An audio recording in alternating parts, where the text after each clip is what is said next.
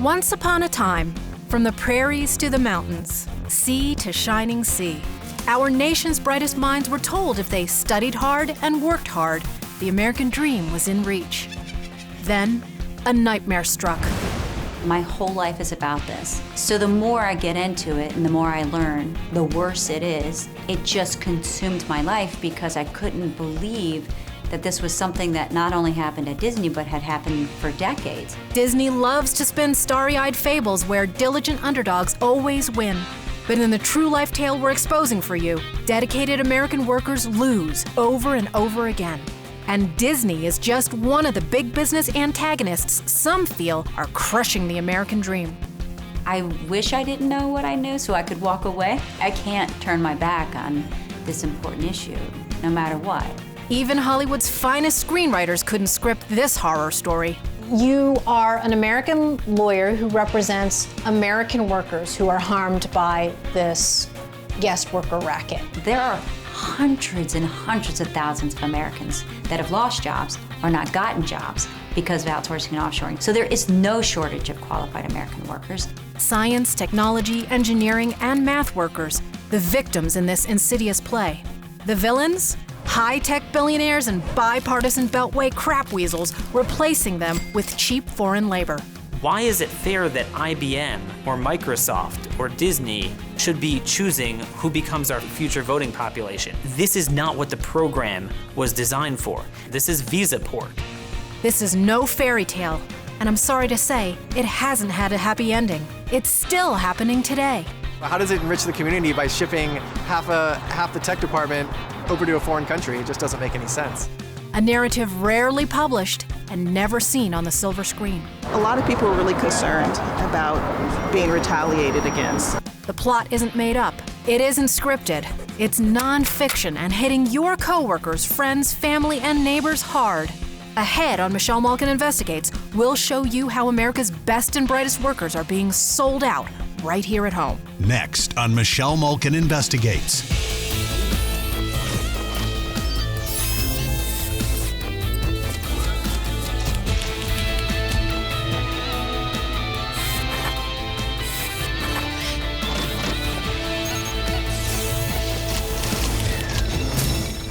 Michelle Malkin Investigates. Now, here's Michelle Malkin. American workers should be pissed, like royally pissed. They've been passed over, fired, and blackballed from getting future jobs. And Washington isn't doing anything to stop it. They're enabling it.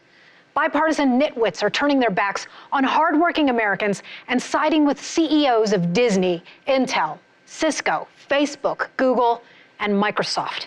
They support the big tech open borders agenda instead of boosting the American workforce. I'm sad to say, the political fraud and continuing corruption of America's non-immigrant visa programs isn't anything new. H-1 visas were first created in 1952 to bring in guest workers with distinguished abilities. The program was intended to allow someone like a Nobel Prize winner coming to lecture at a university, not to ship in an ordinary immigrant engineer to replace an American engineer at reduced pay. But that's exactly what happened over the years, despite legislative protections for American workers. In 1990, Congress created the H-1B program to address rampant abuses.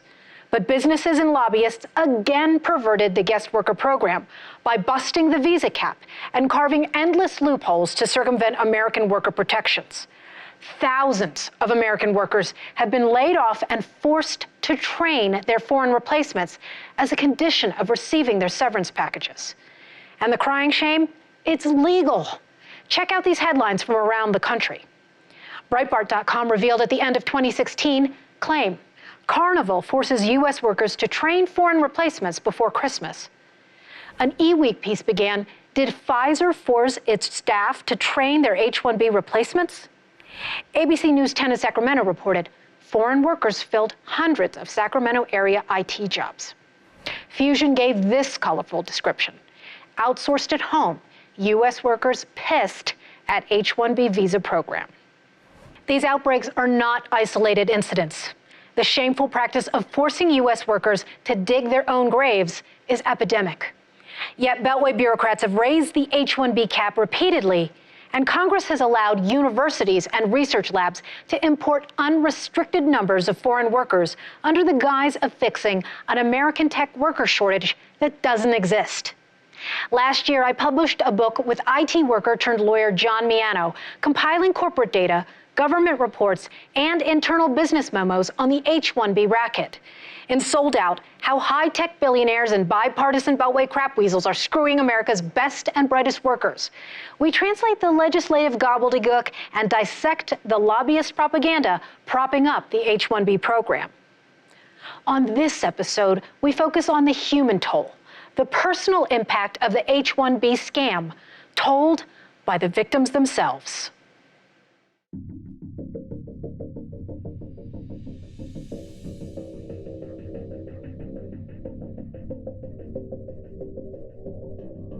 Our story begins in San Francisco, one of the most self-proclaimed progressive cities in the country, full of love, kindness, and compassion.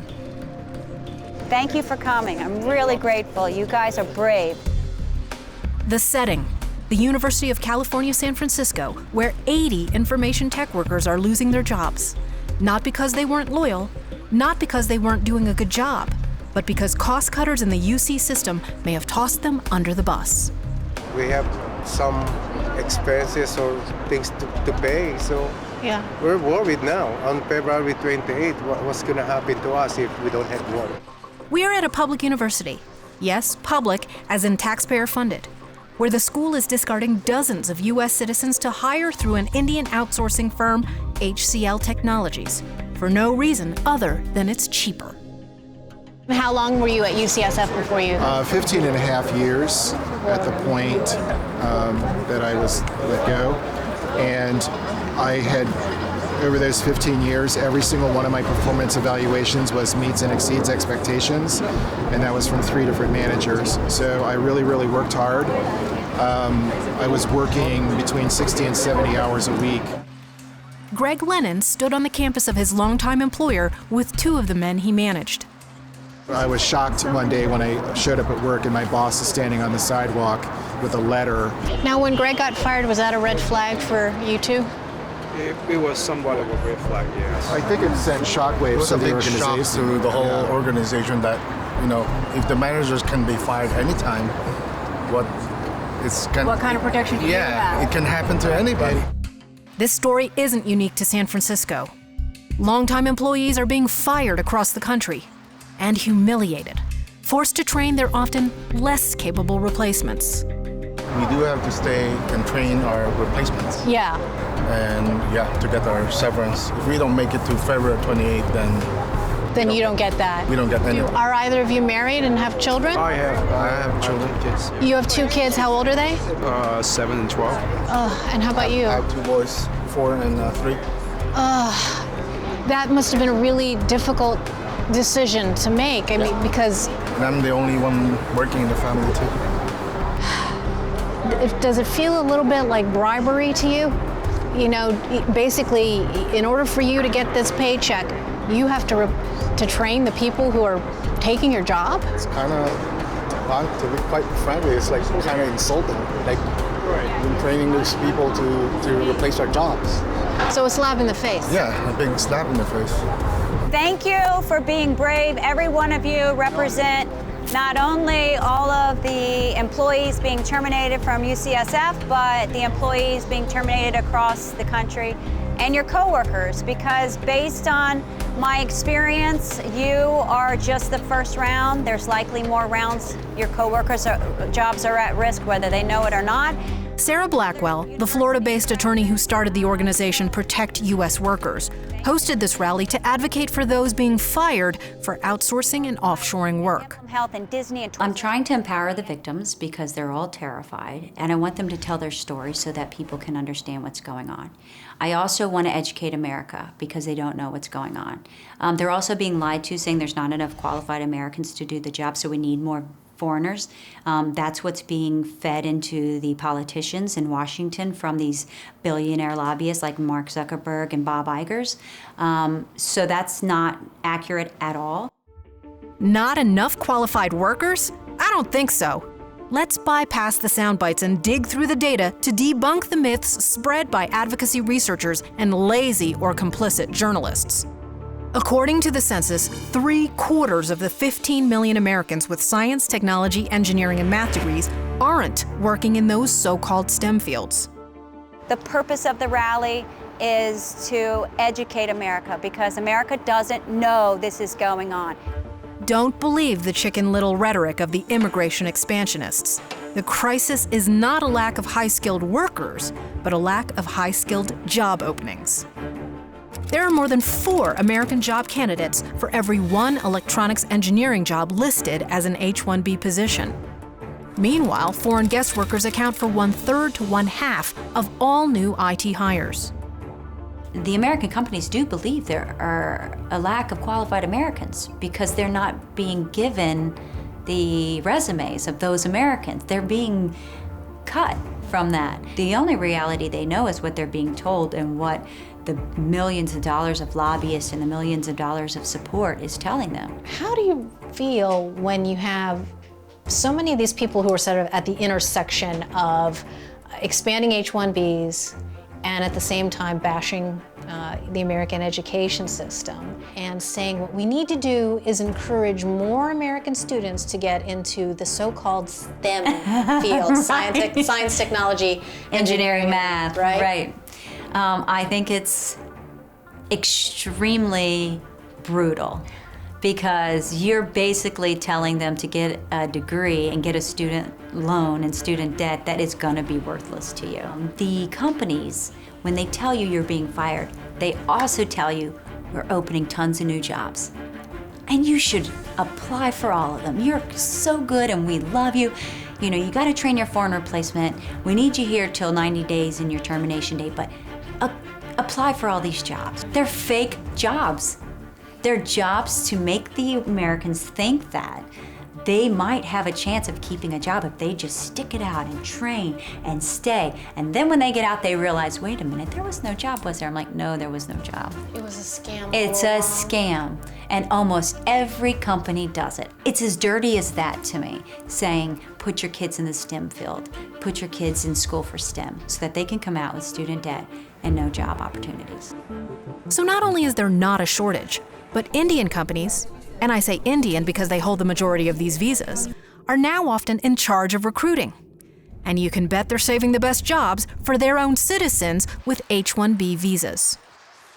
All the thousands of Americans that are being fired, they're all telling me, I put my resume out, and only Indians are calling me. And they're offering me horrible jobs across the country for $20 an hour, and it's a 2-month contract. And I have kids and a mortgage, and I just lost my job, and I can't just take off 2 months here, 2 months there for a small amount of money. So what the Americans are being told is there are no jobs out there, and what the American companies are being told is there are no Americans out there, while the Indians and the Mexicans and the Philippines are just coming in and the jobs are going out. I mean, it's just across the board unfair and rigged. The H-1B program essentially handed the keys to our immigration system to corporations with a lot of influence and with ulterior motives. Their motive is to bring in as many cheap workers as possible, and it's understandable. You always want to cut costs. Daniel Horowitz, senior editor at Conservative Review, is an author and immigration expert who explains that H-1B began with good intentions to bring in immigrants with unique skills. It was supposed to be capped at 65,000. The problem is, it's not really capped at 65,000 because everyone gets to renew for 3 years and then renew for another 3 years. So we don't even know how many we have in this country. It could be well over 650,000 by some estimates, where people are renewing their visas and they never leave the country. Why is it fair that IBM or Microsoft or Disney should be choosing who becomes our future voting population? That's something that needs to be decided by our general immigration system, not by those looking to save $15,000, $20,000 on their labor costs. That's a labor issue, that's not an immigration issue. H-1B boosters in the US hyped the program as the Genius Visa for brainiacs. But the former Commerce Secretary of India revealed the truth. H-1B, he said, has become the outsourcing visa.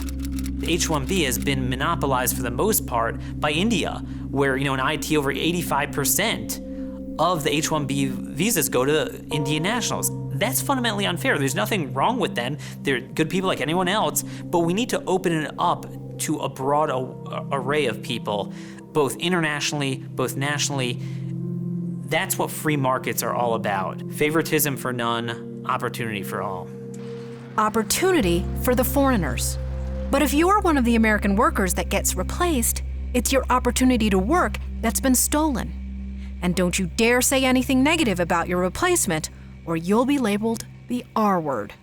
The biggest attack is, well, you're racist. You're racist. You don't like immigrants. You hate immigrants. How do you respond to that?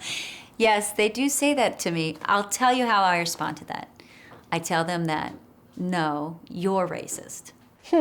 What do you mean by that? We have laws of citizenship discrimination and Title VII type of laws because we decided we believe in capitalism, but we also believe in basic human rights. Now we take globalism and we add it. What has happened is we now brought back the slavery and the discrimination. Our American companies are exploiting that cheap foreign labor, because that's what they call them. Well, cheap foreign labor is a $6,000 to $12,000 a year, Indian or Mexican, that is working 90 hours a week, doing the same job that someone in America is required to get at least minimum wage, overtime, and all of the benefits and rights that we have here. So you're basically saying that when you leave the border of the United States, those people have no rights. They are just as low on the totem pole as a modern-day slave. So you're racist if you think that's okay. Blackwell is a champion for fair treatment and diversity in the tech fields, but these programs are stomping out both. I remember one day I walked into the suite and it seemed like everyone at their desk had a young male Indian worker there. And I didn't see any women, so it was an all-male, all-young workforce. So much for their commitment to diversity. Audrey Hatton-Milholland has been a network administrator at UCSF for 17 years and recently found out she was losing her job. It's a striking point to make about San Francisco, which is known for its championing of diversity. Exactly. The university, they sent out 2 emails last week after the election, reassuring people that the university would remain diverse and inclusion, and all of this, and I kind of balked at it. I'm like, well, on the one hand, I'm glad you sent out the email and said something. On the other hand, it was like, but what are you doing to us? Yes. There are not that many women in IT, and they're getting rid of them. The few that are there, half of them are going to be gone. And not because they're underperforming or subpar records or anything like that. I've gotten excellent performance reviews. This has to feel like a slap in the face to you? It does, because, I could have left a long time ago and just sold out and got more money somewhere else, but I stayed. Instead, she was loyal. She stayed, and they sold her out. And she's not the only one. We're seeing it everywhere. Take a look at these headlines from across the country. Walt Disney World information technology workers laid off. Intel to cut over 5,000 jobs. Cisco execs try to put best face on 6,000 layoffs. Cargill to outsource IT services, 900 jobs affected. Qualcomm lays off 4,500 workers while demanding more H-1Bs. Southern California Edison IT workers beyond furious over H-1B replacements. Microsoft won't lay off H-1B before U.S. workers. So why isn't there more public outcry? Most displaced workers desperate to find new work don't want to rock the boat. You are blackballed from the industry, so you can't speak out. You have to keep quiet. Also, if you sign your severance, there's gag orders where they're told, we'll come after you if you speak. They're afraid they won't get their severance. Which makes this rally in San Francisco so impressive. Blackwell is standing up for those without a voice to tell their story. In Chicago, she hosted a memorial to the death of the American worker the day 150 were fired from Abbott Labs and replaced by cheaper foreign labor. In New York, she hosted a protest when Emblem Health started offshoring and outsourcing to an India-based company. Hundreds lost their jobs, mostly tech workers. And on Labor Day, she covered a busy road outside of Orlando with 10,000 pink flags. It's a sea of flags. Sea of flags. Look, Sarah's on one side, Dina's on the other. Each representing the pink slip of a person who lost his or her job and couldn't celebrate Labor Day. Rain is running us off. But neither rain nor threats from big businesses will stop her. This racket goes so much deeper than you think. It doesn't just stop with the thousands being let go. It's probably affecting you too, and you don't even know it. Have you ever made a phone call because there was a charge on your credit card or on your bank statement that you didn't do or you wanted to question, and the person who answered the phone was a foreigner? And that shouldn't bother you at all. What should bother you is that person has access to your banking data. And it's the same thing with your medical records, and it's the same thing with your cell phone records. And all of your private data is overseas and accessible overseas in India, Mexico, Philippines. They are not bound by federal laws. They're not bound by HIPAA. You are shaking them by the shoulders, and you're telling them that outsourcing is a national security and a personal security and a privacy issue. Right. I mean, why should this American company get to decide where my medical records go and where my banking records go and just send them all over the world? I mean, that's obscene. Customers' data. Your data.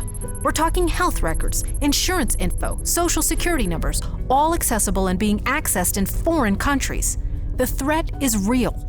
These displaced employees tell us it's happening right now.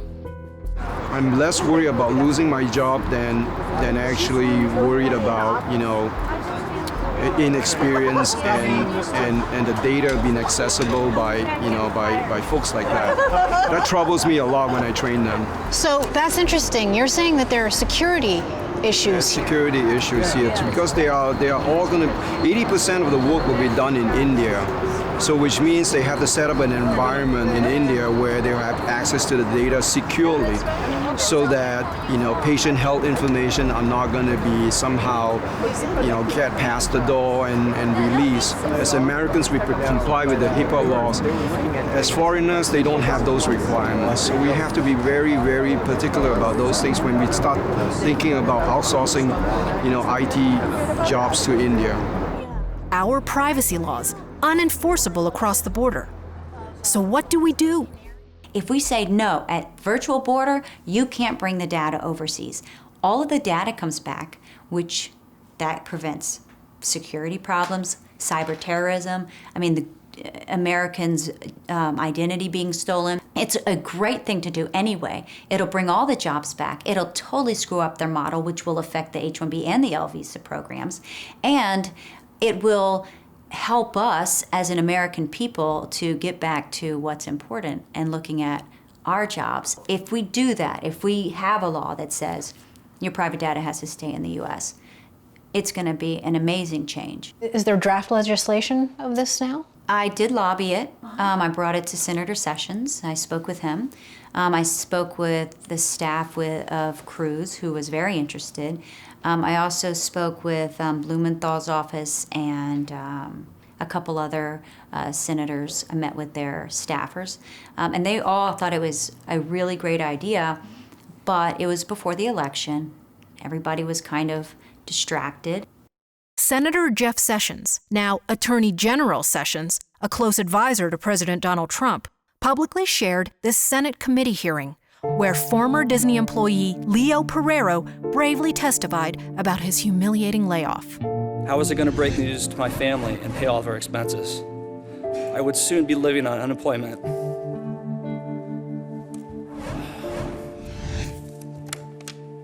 Later that same day, I clearly remember going to the local church pumpkin sale and having to tell the kids I couldn't buy any of that here because of my job, but being turned over to a foreign worker.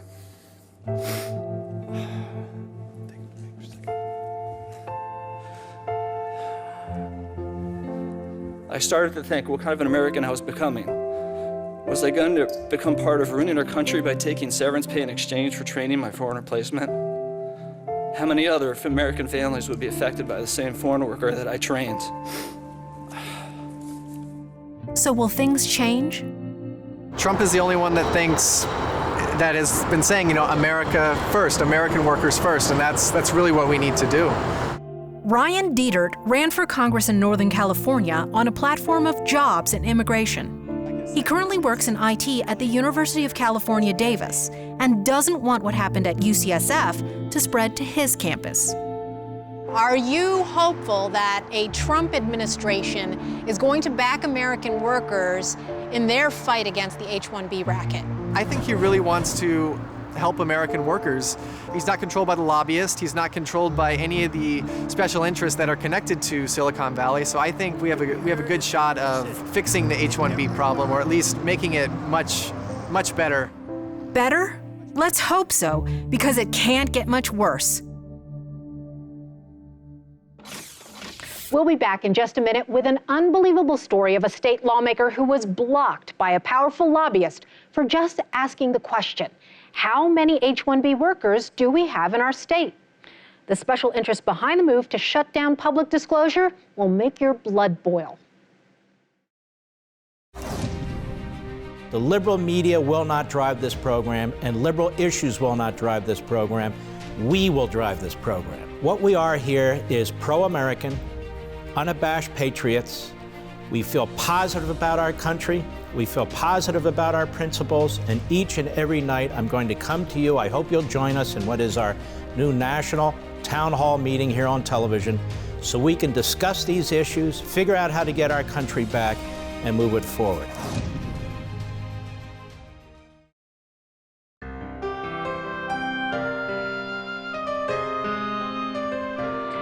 H-1B is killing the American worker. We introduced you to just a few of the thousands of people across the country out of work with no job prospects in sight. The cover-up isn't just happening from the top. States and cities are being banned from getting crucial information needed to govern and protect the U.S. workforce. I traveled to Washington, D.C., where I sat down with Delegate Mark Fisher, a tech entrepreneur who represents Calvert County, Maryland. His big transgression? Daring to ask businesses to admit how many H-1B workers they had. Thank you for joining us, Delegate Fisher. When did you first hear about the H-1B program? I heard about the program when I read in the newspaper about the Disney layoffs. And that really inspired me to start educating myself more about the issue. Now, you have a tech and business background yourself. I do. I'm in the telecommunications industry. Certainly, you have not only a political interest, but your own career interest in Absolutely. In finding out what's going on with the American tech workforce. Is that what motivated you to look into this in Maryland? It did, because I was curious, well, if Florida is having this issue with Disney, I wonder how many H-1B workers we actually have in Maryland. And the question is well, do we have H-1B workers here, and if so, how many? So last spring I put in House Bill 950, and the bill was really simple. It was just, hey, if you're a company in Maryland and you decide to hire H-1B workers, then please tell us how many of those workers are working in Maryland. The whole point being here, just transparency and disclosure so that your constituents and Maryland voters knew which of these companies was relying on, well, cheap foreign labor that was replacing the best and the brightest American tech workers. That's exactly right. And at the time, we looked at the statistics at the Bureau of Labor Statistics and other agencies to find out how many workers were in Maryland. But we thought, well, how many are there actually? Because I didn't actually believe them. We put the bill in. My office put the bill in, House Bill 950. And then we scheduled a hearing, and that's what started a whole series of events, which absolutely shocked me. I understand that you ran into a little bit of the H-1B lobby buzzsaw. The buzzsaw that you wouldn't expect, which is a law firm showed up, and a lady by the name of Dana DeLotte testified against the bill. Well, that was the only person that testified against the bill. And Dana DeLotte works for the Murthy law firm, which is actually located in Owings Mills, and testified against the bill and said in her testimony, there are no H-1B workers in the state of Maryland. She actually testified to that at the hearing. On video. Wow. You must have been scratching your head that the Maryland Chamber of Commerce, which is supposed to represent, presumably, the best interest of Maryland companies and Maryland workers, for that matter, had a problem with your sunlight bill, and sunlight is the best disinfectant, isn't it? It really is, and Dana DeLotte actually, while she works for the Murthy law firm, she signed herself up at my committee as a representative of the Maryland Chamber of Commerce, as you said. And so we were kind of surprised. Why is this individual who's a lawyer testifying on behalf of the Maryland Chamber of Commerce against my little transparency bill? Yeah. And so we started digging. Sheila Murthy, who owns the Murthy law firm, is actually the chairman of the board of the Maryland Chamber of Commerce. And Miss Murthy actually owns this law firm that has locations in India as well as in Maryland, and her whole law firm's practice is based on H-1B facilitation. Wow. Wow. Yeah, I bet you didn't know what you were up against when you proposed this bill. We had no idea. Yeah. And so when we found out these facts, of course, we brought this up to the committee.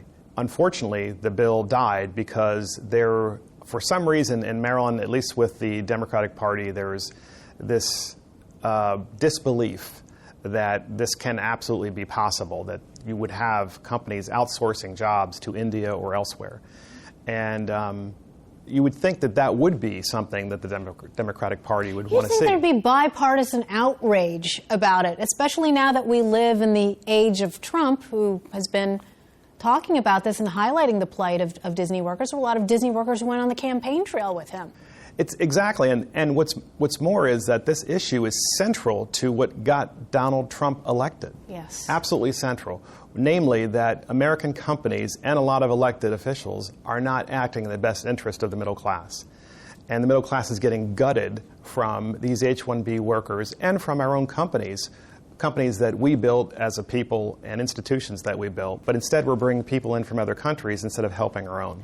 Well, Mark, this experience is such a lesson, and I think a good object lesson for other state legislators out there. Be forewarned. You are definitely waking and arousing a beast when you go up against the H-1B lobby. So thank you so much for sharing it, and good luck with the bill. Thanks for having me. I appreciate it very much. American workers and public servants who champion America first have discovered that sometimes their supposed advocates are their worst enemies. The U.S. Chamber of Commerce, which opposed Delegate Fisher's H-1B transparency bill, fights against American workers at every level, whether it's lobbying for job-sabotaging amnesty policies or huge H-1B visa increases. So do duplicitous H-1B promoting CEOs, from tech titans Mark Zuckerberg and Bill Gates to Disney CEO Bob Iger and business mogul Warren Buffett. They pay lip service to boosting the American economy while stabbing American workers in the back. We've exposed the phonies, but will it ever change? In late January, President Trump signaled he would crack down on H-1B misuse and abuse through an executive order. On Capitol Hill, GOP Senator Charles Grassley and Democrat Senator Dick Durbin introduced legislation to explicitly prohibit replacement of American workers with H-1B visa holders. But lawyer Sara Blackwell and the fired workers at Disney and UCSF know the nightmare won't just end with the wave of a magic wand. The H-1B racket has thrived for more than 25 years. The fight for America's best and brightest must continue in the court of law and the court of public opinion before a happy ending can be written.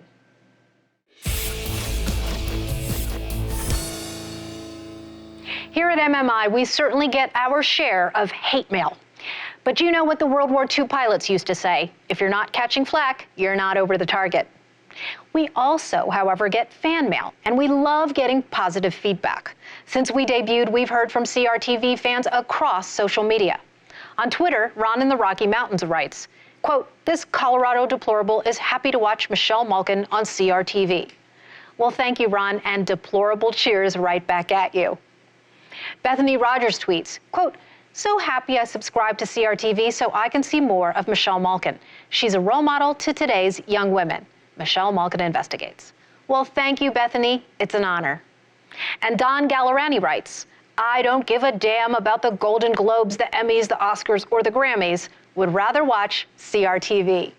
We appreciate that, Don. And remember, every new subscriber to CRTV is a strike against the Holly weirdos and extreme liberal media. Tell all your family and friends about us and sign them up at crtv.com.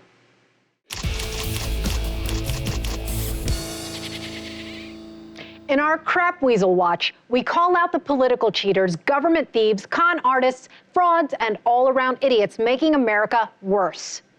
This week's Crap Weasels were uncovered by Conservative Review's Nate Madden. Once again, it's open borders pandemonium in the true blue People's Republic of California. Think sanctuary cities aren't radical enough? Think again. California elected officials have pledged to use your tax dollars to provide legal defenses for illegals. Forget the Hollywood red carpet. Criminal trespassers are getting the full Tinseltown treatment, complete with a swanky goodie bag on the taxpayer's dime. The California legislature, Governor Jerry Brown, and other elected officials have promised not only to defend illegal aliens, but to fight President Trump's pledge to uphold the law. Naturally, leaders of the supermajority Democratic California legislature hired lying, stonewalling corruptocrat Eric Holder, Attorney General under Obama, to fight Trump's every move. Criminal aliens and Eric Holder living it up at the Hotel California? What a non-surprise. Wait till you hear their alibis.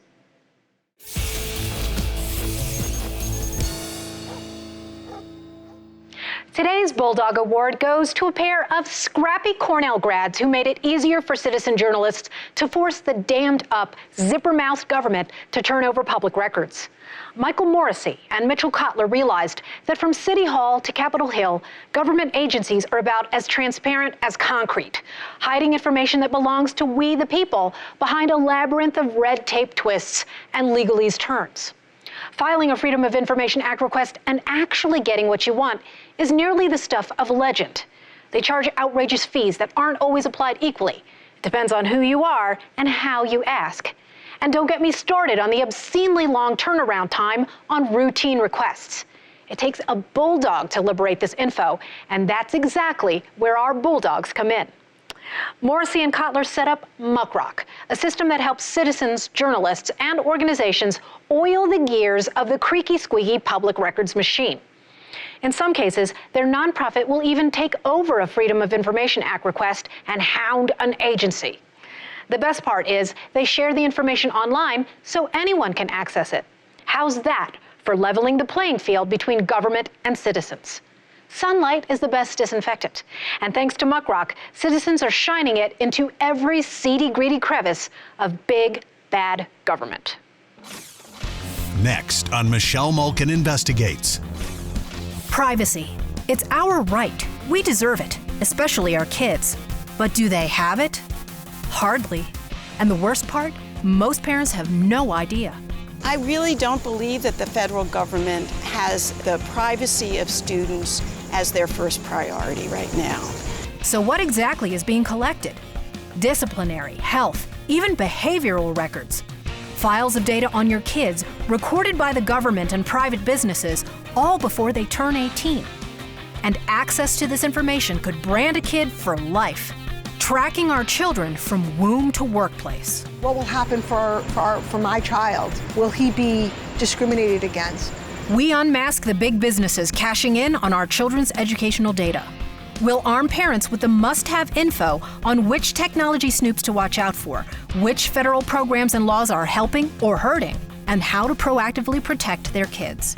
Seeing these kids in the park with their parents or guardians makes me think how sad it is that they don't know how much data is being collected about them and how already their privacy is being undermined by the systems we have in place. A lot of these parents are not aware of what's going on with their children's data. If you've got a story to share, email me at michelle@michellemalkininvestigates.com.